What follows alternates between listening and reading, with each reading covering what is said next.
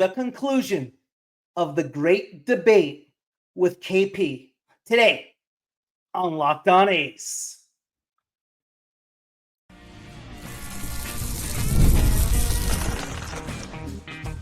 You are Locked On A's, your daily podcast on the Athletics, part of the Locked On Podcast Network. Your team every day. Welcome to Locked On A's, part of the Locked On Podcast Network, where it is your team every day. I am your host, Booney, one name. Thank you for making Locked On A's your first listen of the day. I'm from the Bay Area, and I've been a die-hard A's fan since 1981. I'm here to bring you a real fan's take, covering everything from Oakland to Sacramento to Las Vegas. This is the place for A's fans to get the latest game breakdowns, team news, and more. This is where the passion of the fans takes center stage. We are free and available wherever you get your podcast, including YouTube. And do me a favor and hit that subscribe button wherever you are following the show. Today's episode is brought to you in part by FanDuel. Right now, new FanDuel customers can get $150 in bonus bets if your first $5 bet wins. Download the app or head to FanDuel.com to get started. When KP agreed to join me on the show, my initial reaction was excitement. But if I'm being completely honest, it wasn't the kind of excitement rooted in curiosity or a desire for a meaningful dialogue. It was excitement fueled by something far less noble: the prospect of proving him wrong. I envisioned a conversation filled with gotcha moments where I could assert my perspective and walk away feeling victorious. What I failed to recognize at the time was how much I was taking for granted. I overlooked the true value of conversations like this, the kind where two people with differing opinions come together, not to win, but to understand. That kind of understanding is beyond valuable because it offers something we often miss in our day-to-day interactions: education through honest perspectives that don't mirror our own. Instead of focusing on that, I was consumed by the need to be right. You see, over time, I've invited 10 to 15, maybe 20 individuals to join me on the show to discuss our differences in opinion. Most either didn't respond or declined in ways that weren't exactly polite. KP was the only one who accepted. This isn't a criticism of those who chose not to participate. Far from it. In truth, it's a reflection of something much larger: a societal tendency to shy away from understanding one another. We live in a world so caught up in winning our team, our flag, our beliefs, that we often fail to take the time to understand someone else's perspective. Worse still, many of us don't even try. I've been guilty of this myself on many of occasions. As I reflect on my conversation with KP, I realize now how much I had to learn. Not just about him or his views, but about myself. Over the course of 2 episodes and 90 minutes of discussion, I went in expecting countless I gotcha moments. But when all was said and done, the only thing that truly mattered to me, the only thing that brought me any real joy was the last 30 seconds of our conversation. When I was editing the episode, something shifted for me in those final moments. I found something far more rewarding than attempting to be right. It was understanding. It was true understanding. This experience has left me wondering, how often do we miss out on opportunities like this? How many times do we let our desire to win overshadow our ability to connect? The A's saga is so much more about baseball or podcasts. It's about life. It's about how we approach our relationships, our disagreements, and our shared humanity. The story of the A's and everything that has surrounded them over the last half century and culminating to where we are at today is a lesson to not just speak, but to listen, not just to debate, but to connect, and not just to win, but most importantly, to understand. The conversation, they were supposed to meet and discuss like housing, accommodated housing, low assistance housing, because it was part of the deal. And then the A's just never met with them. You know what I'm saying? So it's like, what do you mean? Like they got everything at the 25th hour. Every time there was a clearance, there were actually deadlines that they had to follow in Oakland. But the deadlines in Vegas, they haven't really had to follow them. They've been very loose. So that's why I'm confused, because it looks like Why would it be very? You're talking about two different states.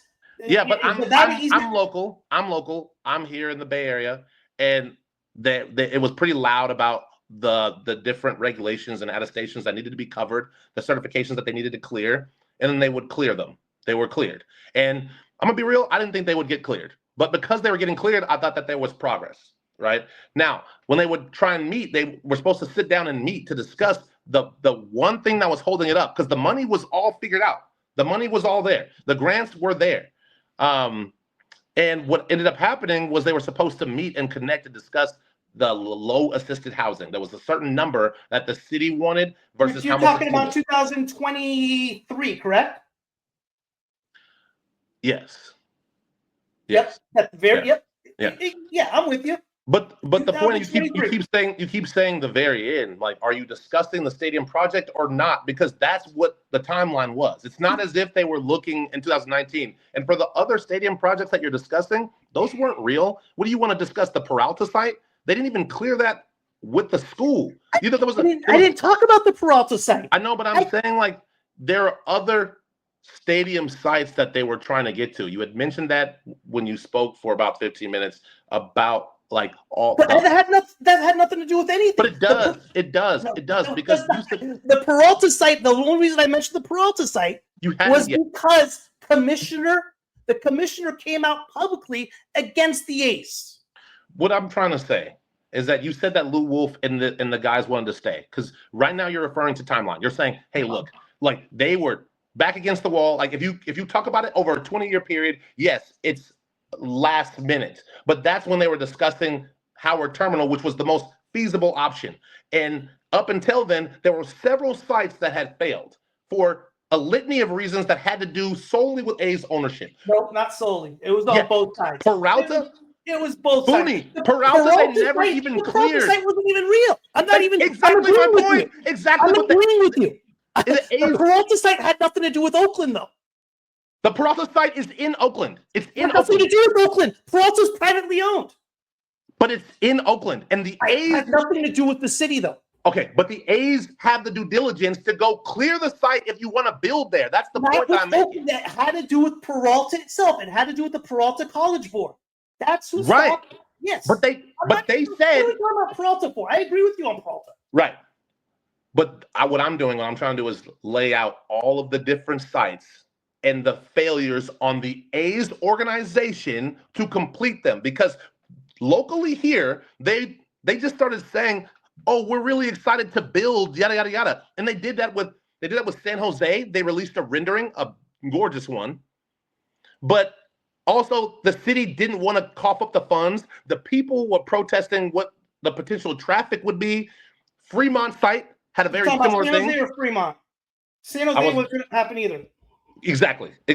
But what I'm trying to say, San Jose would have happened if it wasn't for the territorial rights. Right, but even that is a little bit skittish, if you know.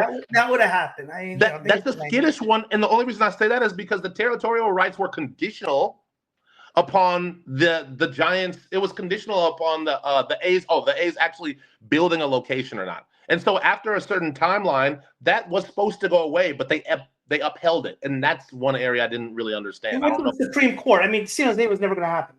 But Giants weren't releasing 100%. It. But for the reason that they say it's kind of arbitrary. Like that wasn't a real thing. That was for the interest of the Giants leaving. Perhaps they did not leave.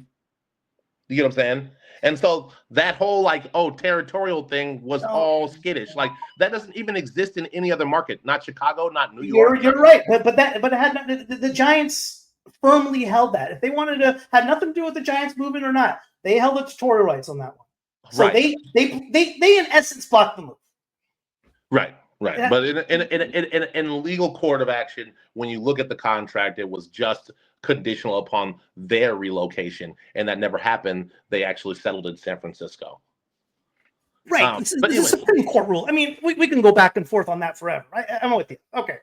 Yeah, but anyways, I mean, I think that you get it. But as far as the timeline goes, back to 2023, like that's when they were negotiating. They had Cavill negotiating in 2000. He was here since 2016, but it wasn't until he said that they were rooted and that they had serious deadlines to consider that they started seriously looking. Because at the time that they had before that, in 2016, so I'd say 2020, they had actually negotiations, but COVID got in the way. And so that's what they'll tell you was the reason for it, the inflation of the actual site itself. But the new site is actually far more expensive than what it was. The city council voted on their own term sheet, not the A's.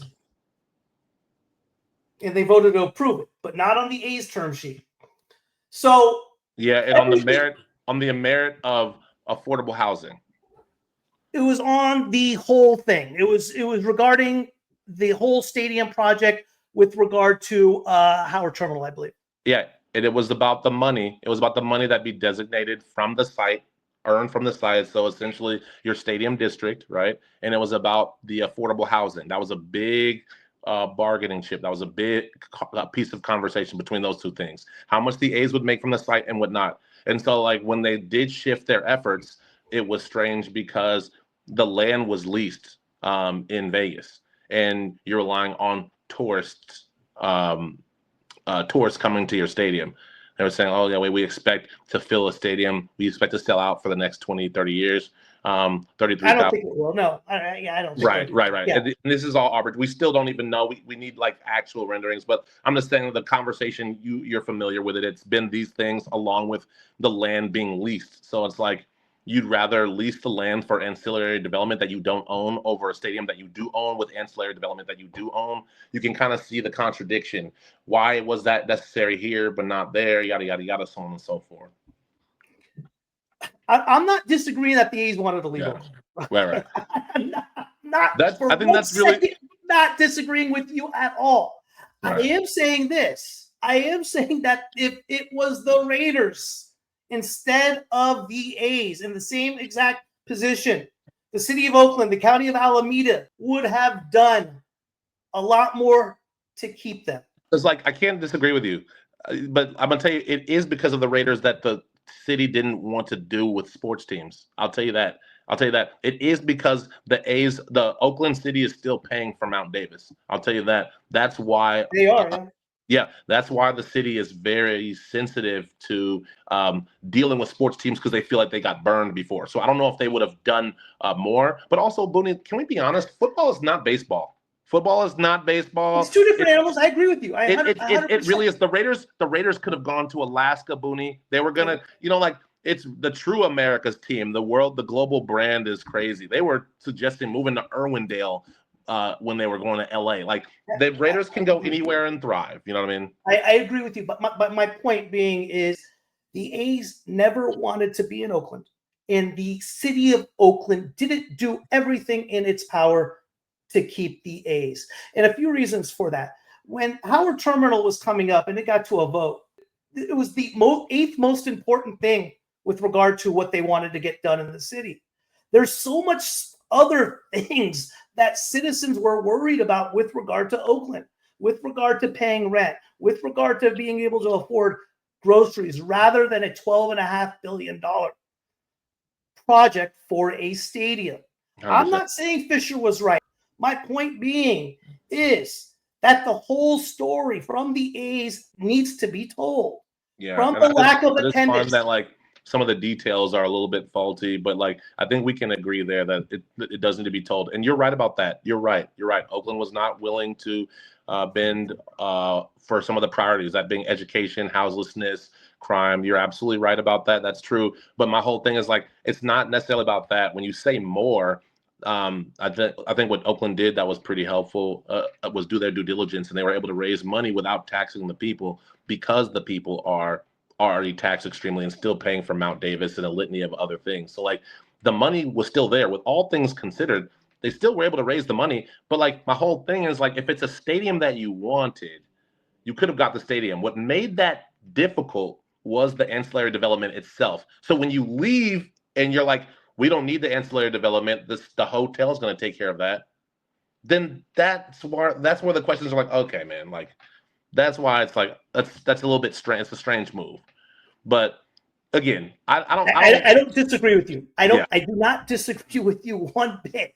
If I think the A's really could have, if the A's wanted to get a stadium built in Oakland, could they have done it? Yeah. Yes. It's part of the reason they went to Vegas, because of greed. Yes. Yeah. Okay. Was it a business deal more than a baseball type of situation for the A's? Yes. Had the A's historically been awful with regard to making the product good? Yes. With that being said, have the A's won and have the fans shown up? No. Okay. That's a fact as well. That's a fact. How you want to interpret that news is up to you. But I need to know the news. Okay? You're saying, hey, I wanted to know the news. When I was hearing this and hearing the stories, I want to know that information. I want to know the information that, no, there was not a conspiracy between Wolf and Selig like I originally thought. There was not. That's false. No, Reggie Jackson did not get denied $25 million more just because he wanted to give it to his buddy. That's just factually incorrect. You make some good points, but what is a fact is people didn't show up. People stopped showing up. People didn't show up.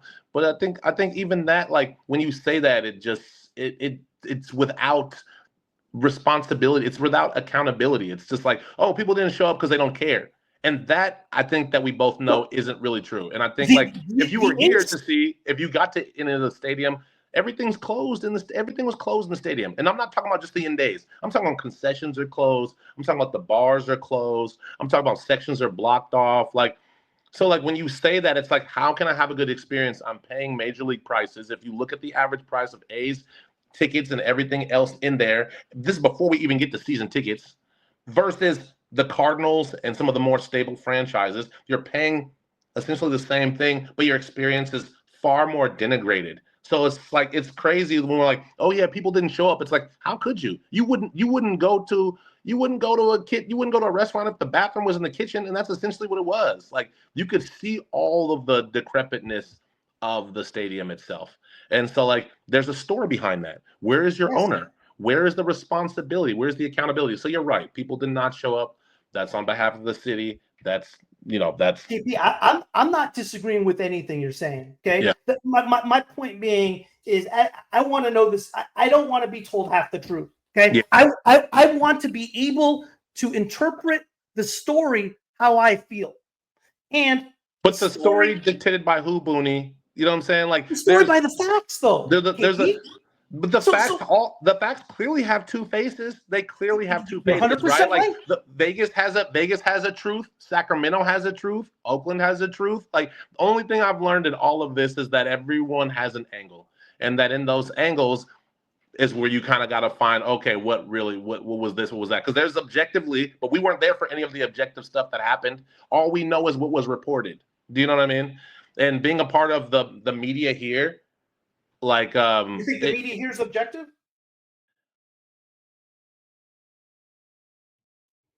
Today's episode is brought to you in part by FanDuel.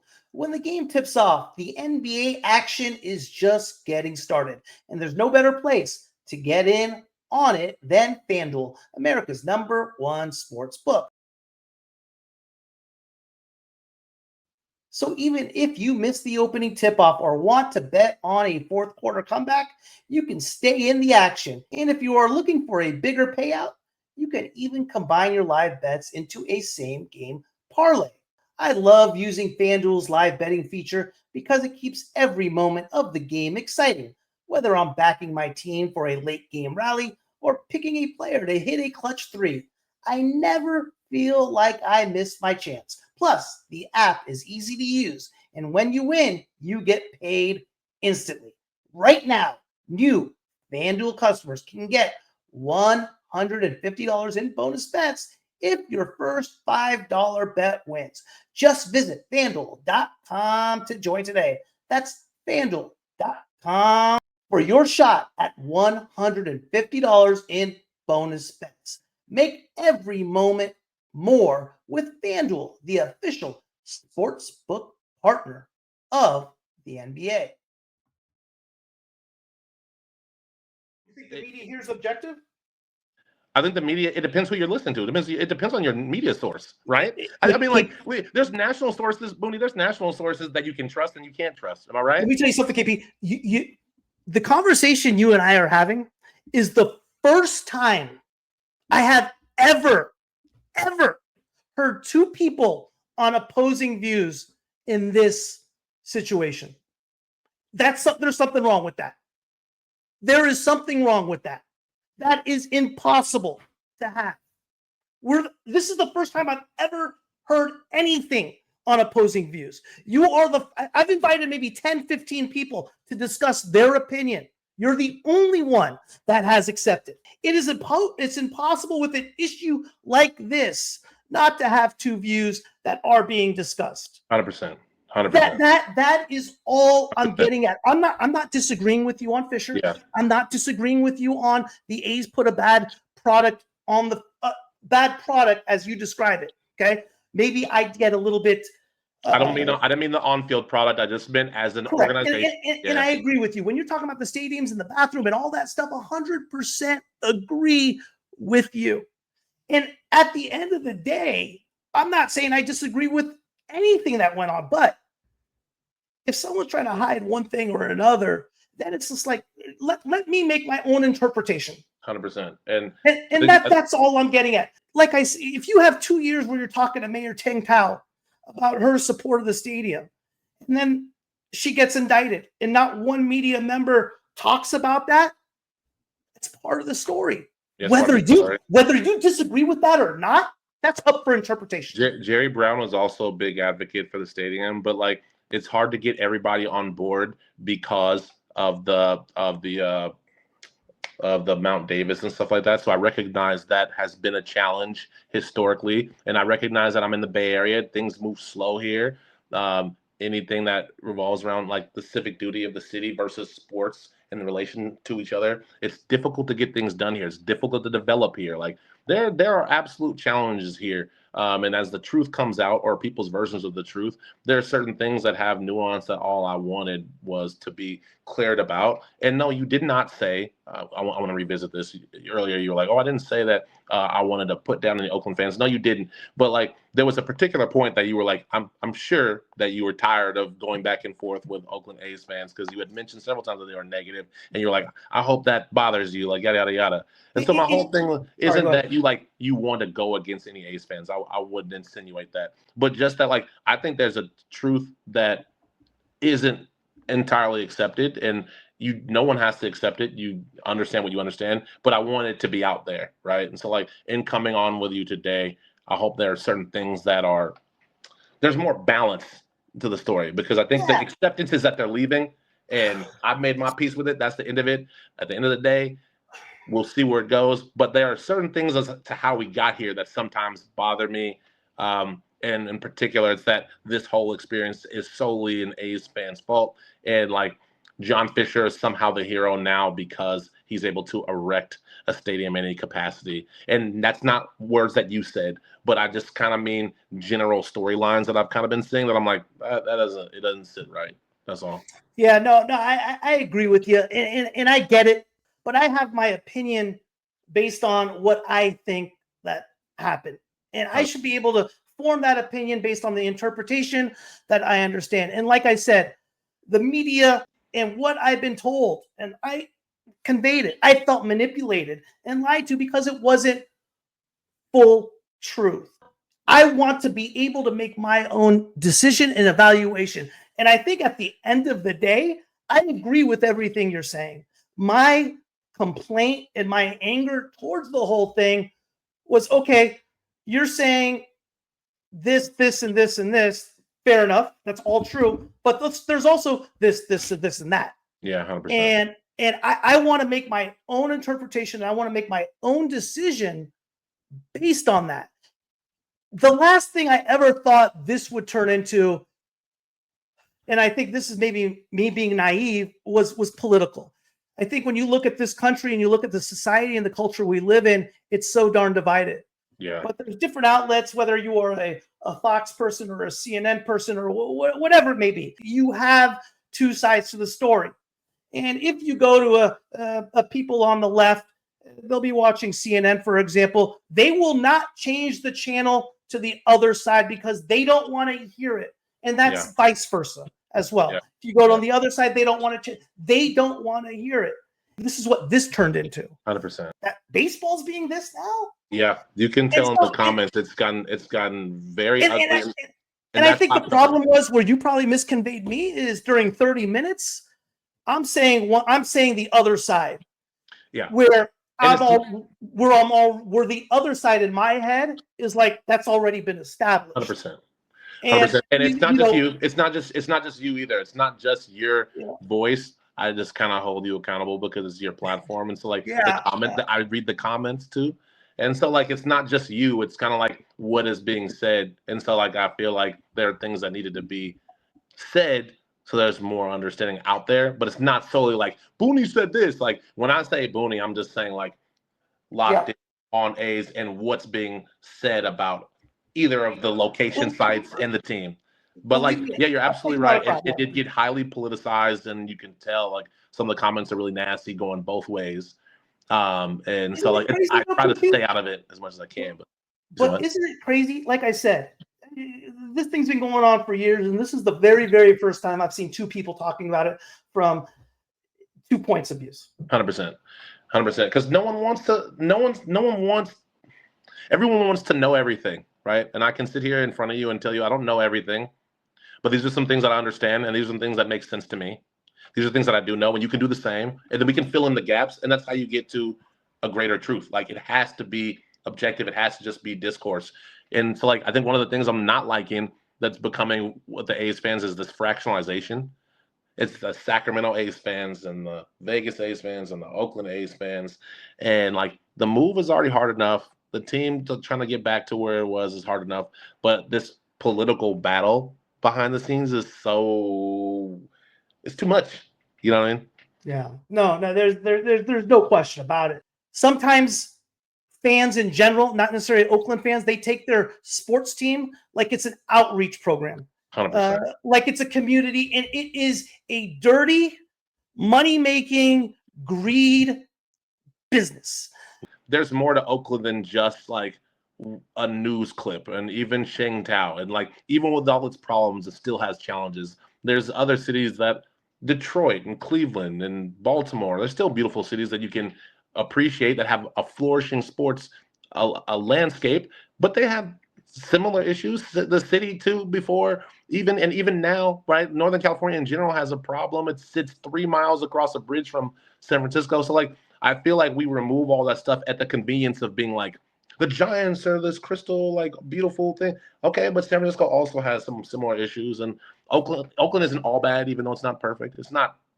Here's why I'm critical, not on the city of Oakland. Here's why I'm critical as far as what went on as far as them getting it done is because the window was this small to give Fisher an opportunity to yell foul, to MLB, to the owners, to allow this to take place. And they needed to work in a sense of urgency unlike anything else. But, even with what you say, it's a little funny because, like, the deadlines only mattered here. I thought they meant something. Yeah. And now so I was like, conventional thinking. Right. I was stressed out because I was like, oh, yeah, are they going to get it done? Let's get it done. And, the Oakland did their part, which I was actually impressed by. And then it just stopped.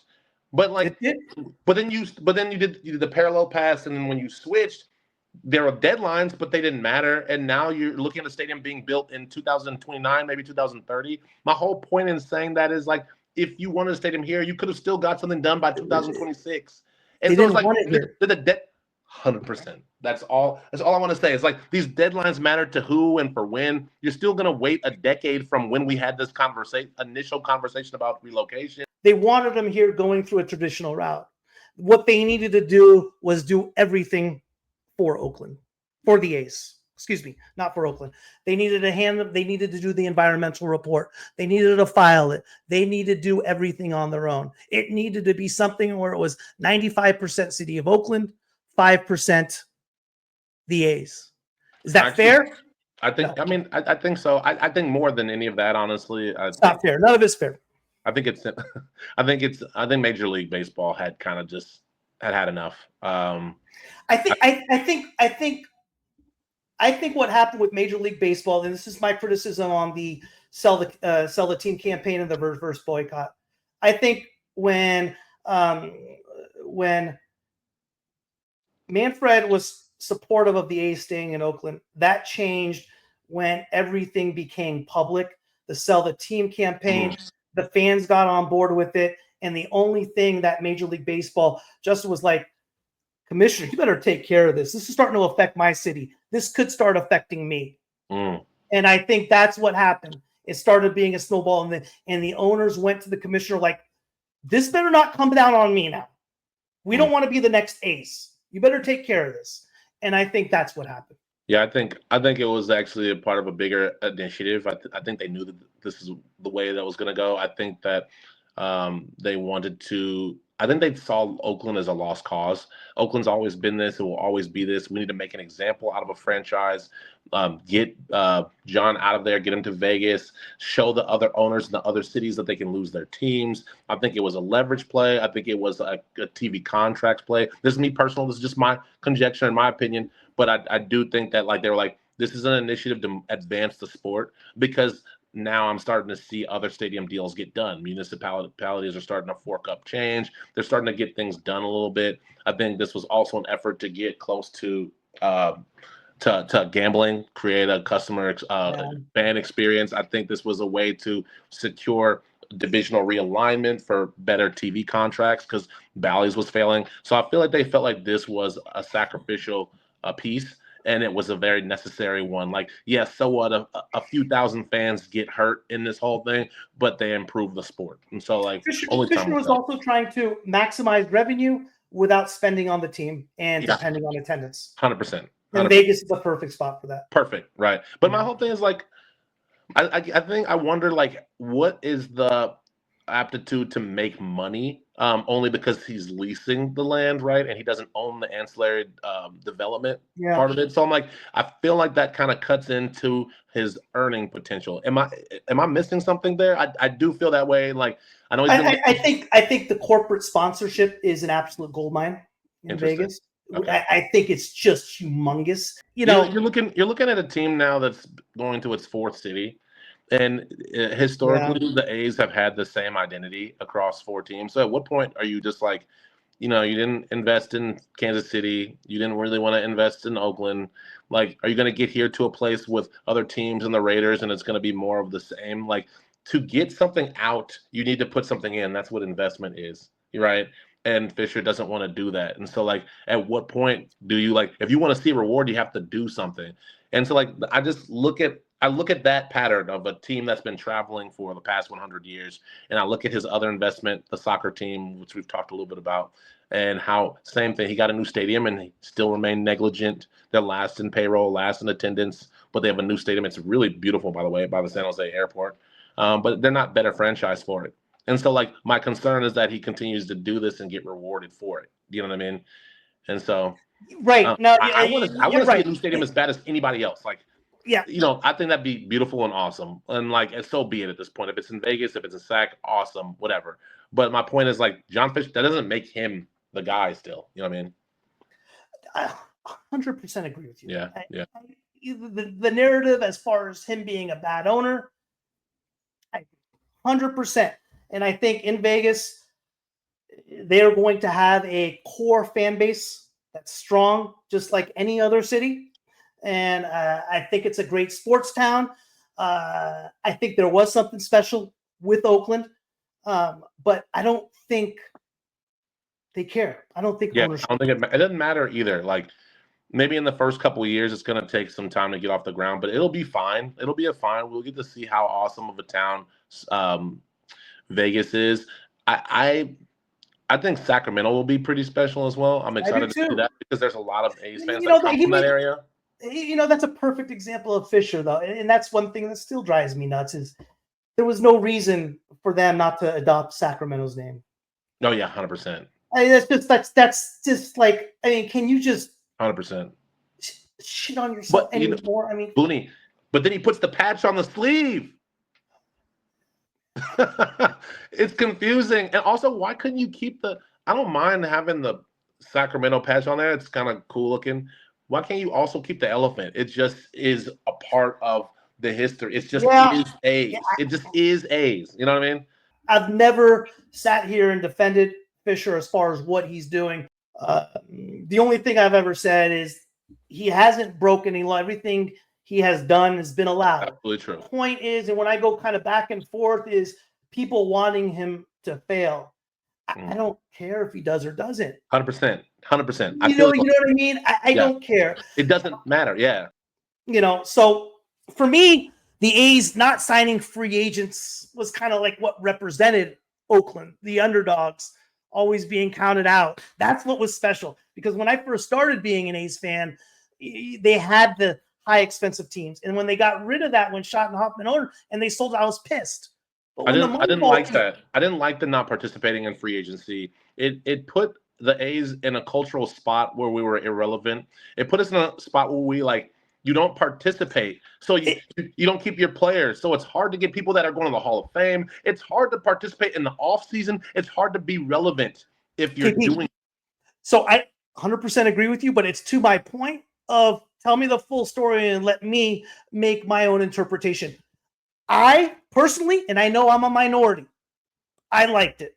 Okay. But to your point, I understand that for a fan, signing the new free agents, that's fun. Signing your own free agents, Booney. Signing your own. Not trading away Donaldson for pennies on the dime. I'm saying manage your team. We see the Rays. We see the Rays. Like, you could have just been that, and that would have been fine. But as a fan, where you're like, we're so close. Booney, how many times could we say we're so close?